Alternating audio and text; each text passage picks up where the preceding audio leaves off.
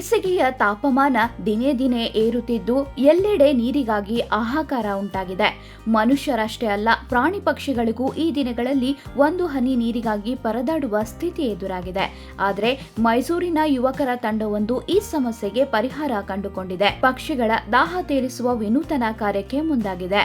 Janadhwani foundation ಎಂಬ ಹೆಸರಿನಲ್ಲಿ ಒಗ್ಗೂಡಿರುವ ಈ ತಂಡ ಪಕ್ಷಿಗಳಿಗೆ ನೀರು ಒದಗಿಸುವ ಮೂಲಕ ಪರಿಸರ ಸಂರಕ್ಷಣೆಯಲ್ಲಿ ತನ್ನದೇ ಆದ ಕೊಡುಗೆ ನೀಡುತ್ತಿದೆ.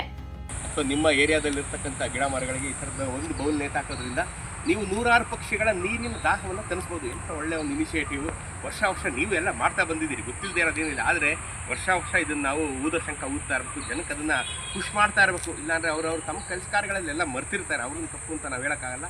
ನೀವು ನಿಮ್ಮ ಕೆಲಸದ ಬಿಡುವಿಲ್ಲದ ವೇಳೆಯಲ್ಲಿ ಒಂದು ಅರ್ಧ ಗಂಟೆ ಬಿಡುವು ಮಾಡ್ಕೊಂಡು ಈ ಥರದೊಂದು ನೀವು ನಿಮ್ಮ ಮುಂದಿನ ಮರ ಗಿಡಗಳಿಗೆ, ನಿಮ್ಮ ಕಟ್ಟೆ ಕಾಂಪೌಂಡ್ಗಳಲ್ಲಿ, ನಿಮ್ಮ ಕಿಟಕಿಗಳಲ್ಲಿ ಈ ಥರದ್ದು ಇಟ್ಟರೆ ಎಷ್ಟೋ ಪಕ್ಷಿಗಳಿಗೆ ಸಹಾಯ ಆಗುತ್ತೆ ಅಂತ ನಾನು ಹೇಳ್ತೀನಿ. ಜನಧ್ವನಿ ಫೌಂಡೇಶನ್ನಲ್ಲಿ 10ಕ್ಕೂ ಹೆಚ್ಚು ಯುವಕರು ಸೇರಿದ್ದಾರೆ. ಈ ತಂಡವು ಮೈಸೂರು ನಗರದ ವಿವಿಧ ಪ್ರದೇಶಗಳಲ್ಲಿ ಮರಗಳಿಗೆ ಪ್ಲಾಸ್ಟಿಕ್ ಡಬ್ಬಗಳನ್ನು ಕಟ್ಟಿ ಅವುಗಳಲ್ಲಿ ನೀರು ತುಂಬಿ ಪಕ್ಷಿಗಳಿಗೆ ಕುಡಿಯುವ ವ್ಯವಸ್ಥೆ ಮಾಡಿದೆ. ಲಲಿತಾ ಮಹಲ್ ಪ್ಯಾಲೇಸ್ ಸಮೀಪದ ಮರಗಳು, ಲಲಿತಾದ್ರಿಪುರದ ಸುತ್ತಮುತ್ತಲಿನ ಮರಗಳಿಗೆ ಈ ಬೌಲ್ಗಳನ್ನು ತೂಗು ಹಾಕಲಾಗಿದೆ. ಈ ಉಪಕ್ರಮದ ಉದ್ದೇಶ ಸರಳವಾದರೂ ಪರಿಣಾಮಕಾರಿ. ದಾಹದಿಂದ ಬಳಲುವ ಪಕ್ಷಿಗಳು ಮರದ ಬಳಿ ಬಂದಾಗ ಈ ನೀರನ್ನು ಕುಡಿಯಬಹುದು. ಕೇವಲ ಡಬ್ಬಗಳನ್ನು ಕಟ್ಟುವುದಷ್ಟೇ ಅಲ್ಲ, ಅವುಗಳನ್ನು ನಿಯಮಿತವಾಗಿ ನೀರಿನಿಂದ ತುಂಬಿಸುವ ಜವಾಬ್ದಾರಿಯನ್ನ ಈ ಯುವಕರು ತೆಗೆದುಕೊಂಡಿದ್ದಾರೆ. ಈ ಕಾರ್ಯಕ್ರಮವು ಮೈಸೂರು ನಗರದ ಒಳಗಿನ ಪ್ರದೇಶಗಳಿಗೆ ಮಾತ್ರ ಸೀಮಿತವಾಗಿಲ್ಲ.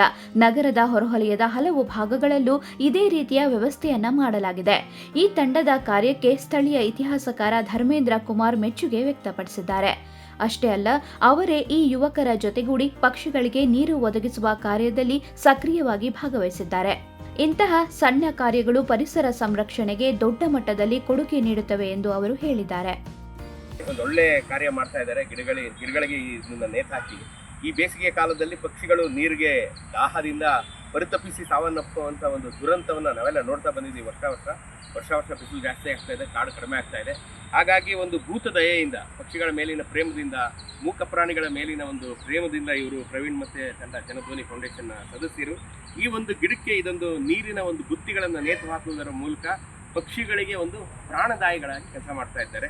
3 ದಿವಸಕ್ಕೊಂದ್ಸಲಿ ಪೀರಿಯಾಡಿಕಲ್ ಆಗಿ ಹೋಗಿ ಇವರೇ ನೀರು ಹಾಕಿ ಇದನ್ನು ಮೇಂಟೈನ್ ಮಾಡ್ತಾರೆ ಅನ್ನೋದು ಮತ್ತೊಂದು ಇಂಪಾರ್ಟೆಂಟ್ ಆದಂಥ ವಿಚಾರ. ಸುಮ್ಮನೆ ನೀರು ಹಾಕಿ ಅವರು ಒಂದೇನೋ ವಿಡಿಯೋ ಮಾಡಿ ಬಿಟ್ಬಿಡ್ತಾ ಇಲ್ಲ. ಇದನ್ನು ಹಾಕಿ ಬೇಸಿಗೆ ಮುಗಿಯೋವರೆಗೂ, ಮಳೆಗಾಲ ಶುರುವಾಗೋವರೆಗೂ ಇಲ್ಲಿ ನೀರು ಇದರಲ್ಲಿ ತುಂಬಿರೋ ಥರ ನೋಡ್ಕೊಳ್ತೀವಿ ಅಂತ ಅವರು ವಾಗ್ದಾನ ಮಾಡಿದ್ದಾರೆ ಮತ್ತು ವರ್ಷ ಮಾಡ್ಕೊಂಡು ಬಂದಿದ್ದಾರೆ. ಈ ವರ್ಷ ಇದನ್ನು ವಿನೂತನವಾಗಿ ಒಂದು ಹೊಸದಾದಂಥ ಪ್ಲಾಸ್ಟಿಕ್ ಬುಟ್ಟಿಗಳನ್ನು ಖರೀದಿಸಿ ಪ್ಲಾಸ್ಟಿಕ್ ದಾರದಿಂದ ಇದನ್ನು ಮರಕ್ಕೆ ಕಟ್ಟಿ ಪಕ್ಷಿಗಳು ತಮ್ಮ ದಾಹವನ್ನು ಇಂಗಿಸ್ಕೊಳ್ಳುವಂಥ ಒಂದು ಹೃದಯಂಗಮವಾದಂಥ ಕಾರ್ಯ, ಜನೋಪಯೋಗಿಯಾದಂಥ ಕಾರ್ಯ ಮಾಡ್ತಾ ಇದ್ದಾರೆ. ಇದು ಎಲ್ರಿಗೂ ಮಾದರಿ ಆಗಬೇಕು. ನೀವು ಎಲ್ಲ ಈ ವಿಡಿಯೋ ನೋಡ್ತಾ ಇರೋರು ನಿಮ್ಮ ಮನೆಗಳಲ್ಲಿ ಈ ಥರದ್ದೊಂದು ಬೌಲ್ನ ಕಟ್ಟಿ ಕಟ್ಟೆಗಳ ಮೇಲೆ ಒಂದು ನೀರು ತುಂಬಿದ ಇಂಥ ಸಣ್ಣ ಬುತ್ತಿಗಳನ್ನು ಇಡಿ. ನೀರು ನೆರಳು ಪಕ್ಷಿಗಳಿಗೆ ಭಾಳ ಮುಖ್ಯ. ನಾವು ಮಾತಾಡಿ ಪರಿಹಾರ ಮಾಡ್ತೀವಿ, ಪಾಪ ಮೂಕ ಪ್ರಾಣಿಗಳು ಏನು ಗೊತ್ತಾಗೋದಿಲ್ಲ. ಸೊ ನೀರಾದರೂ ನಾವು ಮನುಷ್ಯ ಮಾತ್ರದವರು ನೀರನ್ನು ಕೊಡೋದರ ಮೂಲಕ ಅವರ ಒಂದು ಬೇಸಿಗೆಯನ್ನು ನಾವು ತಣಿಸ್ಬೋದು ಅಂತ ನಾನು ಅನ್ಕೋತೀನಿ. ನೀವು ಎಲ್ಲ ಈ ಥರ ಮಾಡಿ ತಾಯಿ ಚಾಮುಂಡೇಶ್ವರಿ ಜನಧ್ವನಿ ಸದಸ್ಯರಿಗೆಲ್ಲ ಒಳ್ಳೇದು ಮಾಡಲಿ. ಜನಧ್ವನಿ ಫೌಂಡೇಶನ್ನ ಈ ಪ್ರಯತ್ನವು ಕೇವಲ ಪಕ್ಷಿಗಳ ದಾಹ ತೀರಿಸುವುದಕ್ಕಿಂತ ಹೆಚ್ಚಿನ ಗುರಿಯನ್ನ ಹೊಂದಿದೆ. ಅರಣ್ಯ ಮತ್ತು ವನ್ಯಜೀವಿ ಸಂರಕ್ಷಣೆಗೆ ಎಲ್ಲರೂ ಮುಂದಾಗಬೇಕು ಎಂಬ ಸಂದೇಶವನ್ನ ಜನರಿಗೆ ಮುಟ್ಟಿಸುವುದು ಇದರ ಉದ್ದೇಶವಾಗಿದೆ.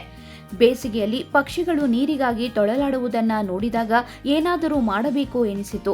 ಈ ಸಣ್ಣ ಪ್ರಯತ್ನದಿಂದ ಒಂದಿಷ್ಟು ಪಕ್ಷಿಗಳ ಜೀವ ಉಳಿಸಬಹುದು ಎಂಬ ಆಶಯದೊಂದಿಗೆ ಈ ಕೆಲಸ ಶುರುವಾಯಿತು ಎಂದು ತಂಡದ ಸದಸ್ಯರೊಬ್ಬರು ತಿಳಿಸಿದರು. ಈ ಕಾರ್ಯಕ್ಕೆ ಸ್ಥಳೀಯರು ಸಕಾರಾತ್ಮಕವಾಗಿ ಸ್ಪಂದಿಸಿದ್ದಾರೆ. ಪಕ್ಷಿಗಳ ಕಲಕಲ ಸದ್ದು ಕೇಳಿದಾಗ ಮನಸ್ಸಿಗೆ ಖುಷಿಯಾಗುತ್ತದೆ. ಈ ಯುವಕರು ಮಾಡುತ್ತಿರುವ ಕೆಲಸ ನಿಜಕ್ಕೂ ಶ್ಲಾಘನೀಯ ಎಂದು ಮೈಸೂರಿನ ನಿವಾಸಿಯೊಬ್ಬರು ಹೇಳಿದರು.